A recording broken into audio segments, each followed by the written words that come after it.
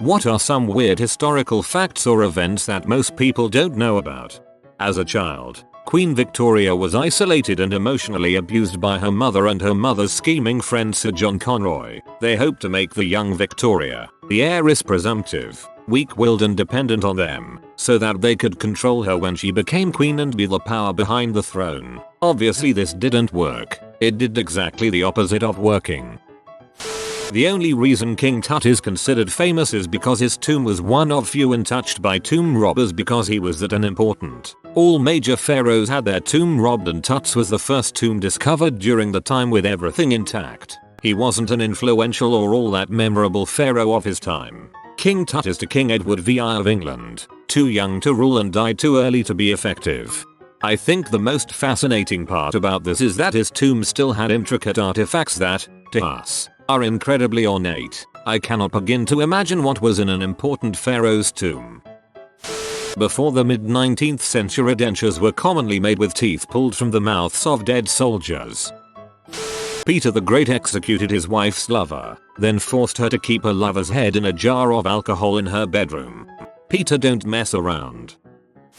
Thomas Jefferson had ram as a pet. He called it the abominable animal. It was aggressive as heck, and Jefferson usually tied it outside buildings he was in, and it attacked a lot of people just walking by. It killed a boy even. He only had it killed once it started attacking his other sheeps. WTF Thomas. Gladiators endorsed products like modern sports stars do. Eastern spices taste so good. Albert Einstein could have been president of Israel when it was formed, but he declined. Classics Sheen. A spiritualist who believed in harnessing orgone, as in orgasm, energy sent Einstein what is fundamentally a nonsense machine for harnessing the energy. Einstein spent an afternoon trying to analyze this thing before sending an apologetic letter explaining that this machine was just nonsense. The first vibrator.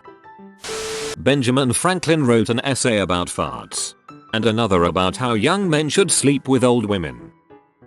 26th President Theodore Roosevelt was an ardent supporter of William Howard Taft. The two were longtime friends, and Taft was Roosevelt's most trusted cabinet member. When Roosevelt's latter term came to a close, he successfully campaigned for Taft's election to the presidency. However, when Taft began enacting many policies that his predecessor found disagreeable, Roosevelt grew sour towards his friend. He vied for the Republican presidential nomination and failed. He then literally marched his supporters out of the Republican Convention Hall and created a new party. Under this new party's banner, Roosevelt split the Republican vote and ensured Taft's defeat.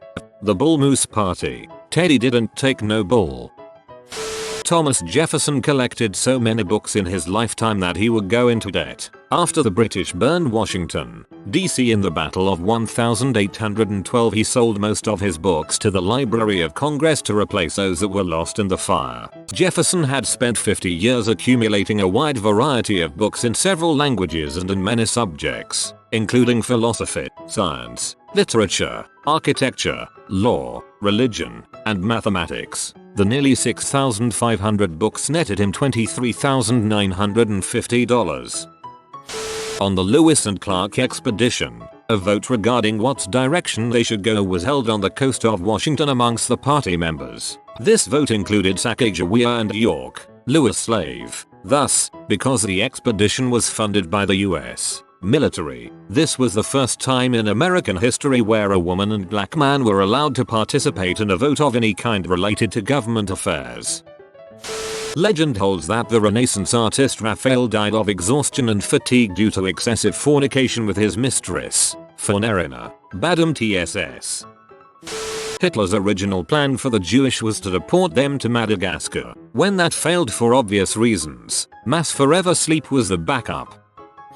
Over 1/3 of the men who served in the Waffen-SS were neither German nor ethnic German. Common or ethnic German. I think it's pretty safe to say that none of the people who served in the Waffen-SS were very ethical people.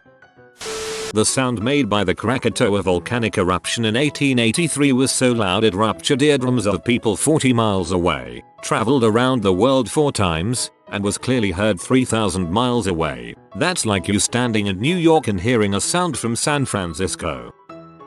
You didn't have to be ethnically Spanish to be a conquistador. There were conquistadors from England and Germany, but the rules to become one involved Hispanicizing your name and converting to Catholicism if you weren't already Catholic.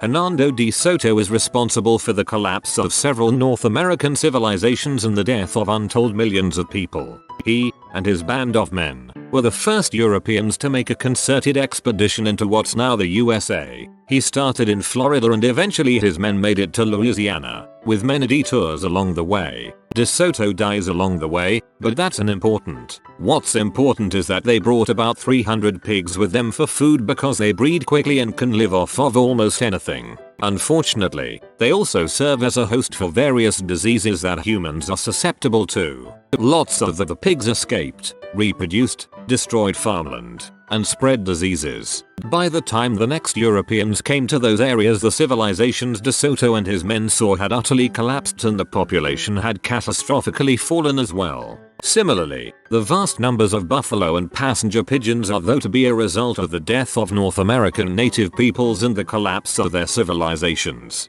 particularly the ability to maintain agricultural systems. That's also thought to be tied to a period of global cooling as an entire continent's worth of people stopped using fire to control plant growth and forests expanded massively, resulting in vast amounts of CO2 being pulled from the atmosphere. Magellan is not the first person to circumnavigate the globe. He never made it. He died in the Philippines. There was a 100-hour war between El Salvador and Honduras in 1969. The war caused the death of about 3,000 people. The war was triggered by a soccer game. It has been known as the Football War. And we still hate each other to this day. Also, I love your username. It is common practice to wear the bottom button of a vest waistcoat undone. Sometimes, vests are even cut with the bottom edge curving away so that the button is purely decorative. The reason for this is that WWII of England was a fatus. He undid his bottom button for gut comfort, and it turned into the style as courtiers imitated him. Relatedly, the fashion of wearing wigs, which prevailed in European fashion for 150 years, started because the French king got bald and needed one. The Roman Senate of the Roman Republic wasn't officially supposed to be a legislative body with authority to pass laws. Officially, it could only recommend legislation to the magistrates, who didn't technically have to obey. However, there was an extremely strong precedent to obey official advice from the Senate, so it almost always was followed during the Republican period. During the Empire, the authority of the Senate was reduced further. It's worth noting, however, that the Senate didn't only issue advice. Outside of legislative issues, they did have other authorities and powers in addition to the immense influence they carried. Something I always like to talk about. There once existed an alleged theoretical state of war that lasted 335 years and 19 days, and was between the Dutch and an archipelago off the coast of southwest England called the Isles of Scilly. What's more, there were no casualties, because the Dutch forgot that they were at war with the Isles. It wasn't until a Scilly historian contacted the Dutch about the war in 1985, and received the information that the war was still technically ongoing, that a peace treaty was signed in 1986. Just imagine if they gathered to end this war, and the leaders started arguing about who won, so much so, that a real war would break out. Fidel Castro actually wanted to be allies with America, since they were only 70 miles north, a world superpower, and Cuba desperately needed economic assistance, but because of containment and strong anti-communist sentiment, Eisenhower and Nixon both refused to meet him, so Castro turned to the other world superpower, the Soviet Union, for economic assistance, and Khrushchev welcomed him with open arms, and that's how the Cuban Missile Crisis began. Not really weird, but a fun piece of history that not many people know about is the origin of an announcer calling a horse race. On the 5th of February, 1927 in Tijuana, Mexico, there was a film being shot at the racetrack. A track official noticed the way a director was using a microphone and a loudspeaker to direct his crew and actors during the filming. The idea came to him that if he had a microphone set up in the steward's booth that led to a set of speakers, he could call the positions of the horses like a director gave direction. Later that day, he had it set up without telling any of the patrons to the track about it. When people first experienced it, they were extremely confused. Before that, people would keep track of the horses themselves with binoculars and often were unable to get a great view at certain angles. After they got used to it, they loved hearing a race being called and it became an everyday thing at that small track. Now, it's an extremely important part of modern day racing all across the world, and even people that aren't familiar with the sport know about it. During his travels in Africa, the guy that invented Jameson liquor bought an 11-year-old girl as a slave and then fed her to cannibals just to see what it was like. He sketched while they ate her. Typing hard, you sick bee. In medieval times, the accused often faced a trial by ordeal, where they were forced to stick their arm into a vat of boiling water. If their arm emerged unscathed, it was believed God protected them, thus proving their innocence. They also had a trial by iron up to the 18th century, where you had to hold a red-hot iron bar in your hand and run a specified distance. The hand would then be wrapped up and you would wait a few days. If your hand skin was corrupted when the bandages came off, then that was God deeming you guilty and you were hanged. Simpler times. The Twilight Zone was one of the first television shows to feature a nearly all-black cast on a dramatic show that was not dealing with racial issues. This was all because of Rod Serling, who was quoted in saying, "Television, like its big sister, the motion picture, has been guilty of a sin of omission. Hungry for talent, desperate for the so-called new face, constantly searching for a transfusion of new blood, it has overlooked a source of wondrous talent that resides under its nose. This is the Negro actor." The episode was The Big Tall Wish, which was part of the first season of the show, and it was awarded the 1961 Unity Award for outstanding contributions to better race relations. Pope Gregory IX called for black cats to be killed as he believed they are incarnations of Satan. The mass killing of cats increased the number of rats in Europe. The increased number of rats helped to spread the plague all throughout Europe. He also had a steam yacht called the Saucisson, which was moored off the West Indies, in which he hosted the entire England cricket team and the Balinese goddess of plenty. Thomas Jefferson and John Adams both died on the same day, the 4th of July, 1826, America's 50th birthday. Adams' last words were, "Thomas Jefferson survives." He was wrong. Jefferson had died hours earlier in Virginia. Max Tremel, a priest on a winter walk one day in 1894, witnessed a young boy slip through some broken ice on the river Inn and saved the boy from certain drowning. That boy was Adolf Hitler. 10-minute lobotomies. Two methods were used: either had to drill holes in head, or the later method that was using a metal picter was used to hammer through eye sockets. In both method, a metal instrument was used to mush brain. Local anesthesia was used. The patient could go home in the same day. The doctor did a couple of thousand of these and could do multiple surgeries a day. Also, because anesthetic was costly, they just stunned the patient with an electroshock therapy machine, which was pretty commonly available. Salieri did not kill Mozart. This is a legend. Mozart drank and died in poverty. I heard that it was also a myth that he died in poverty, had a pauper's burial. Apparently a lot of money was spent on his funeral as well. I actually have something for this. During the evacuation of Dunkirk in World War II, in that moment of despair, desperation and overall bleakness, on the beach there was a workers' strike by a group of British rail workers regarding overtime. A very strange thing to happen in the face of events. Beach, I'll say. Where's this Dunkirk location with a tree? Mexico lost part of its territory in part due to the abolishment of slavery. The Romans used human urine as mouthwash. President LBJ would have highways cleared out by the Secret Service. Get in a car with a 6-pack of beer and gun it down the highway, downing beer after beer. You can leave Texas, but Texas never leaves you, lol. The first vending machine dispensed holy water. The Tulsa, Oklahoma race riot. In 1921, what was called the Black Wall Street was burned to the ground, and whites actually used machine guns on black people. And fricking airplanes. When Fort Sumter was attacked by the Confederates in 1861, no one had gotten killed from the attack, but the Confederates later had a party, for a reason I do not know, and when one of their drunk asses shot a gun, it killed one of their own. That was the only death that occurred during the 3 days of the attack on Fort Sumter. Confederates kept on partying even though they saw the man dead.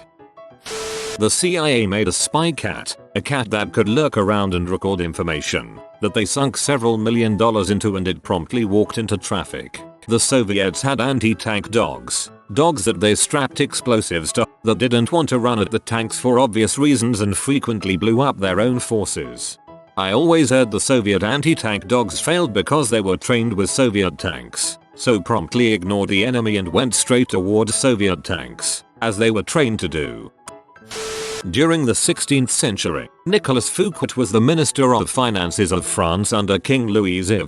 He had the castle of Vaux-le-Vicomte built for a shitload of money, and had the most rad of parties there. 16th century, they still said things like rad then. He invited the king at one of those parties, and made it the raddest of all rad parties, like top 3 raddest in France's history. Looking at all the food and fireworks and fountains and all the bling, King Louis XIV found it suspicious. Where is the money coming from? He was also very much jealous of such splendor when his own castle was mostly empty. So Louis XIV had Fouquet arrested, imprisoned, then investigated and found guilty, in that order. Arrested by D'Artagnan, the guy who inspired Alexander Dumas' fourth musketeer, and then he ordered a castle of Versailles to be made even more beautiful than Vaux-le-Vicomte. First law of the 48 laws of power. American doctors were secretly sterilizing women in the 70s, in America. There was a gang war called the Great Nordic Biker War where hundreds of American bikers stole armaments from several Scandinavian military bases and terrorized the streets while killing each other. They stole the weapons originally to sell back in the States, but a bandit used an anti-tank rocket to destroy a Hells Angels clubhouse in Sweden. When the barbarians sacked Carthage, they burned and pillaged pretty much everything but the sanctuary where Saint Augustine was staying. He was on his deathbed, and the barbarians respected him so much for his influence, even though they hated the church, that they decided to leave him alone. King Tut's parents were incestuous. They were brother and sister. If your grandparents are over the age of 80, they will have lived 1/3 of US history. If you are 30, you will have lived 1/8 of US history. You have been visited by the romantic doggo. Comment love is magic so you never fall in the friend zone. If you are new to the channel, you can subscribe. I publish new videos every day. Until then, check another video, or don't. Either way, have a great day you magnificent people.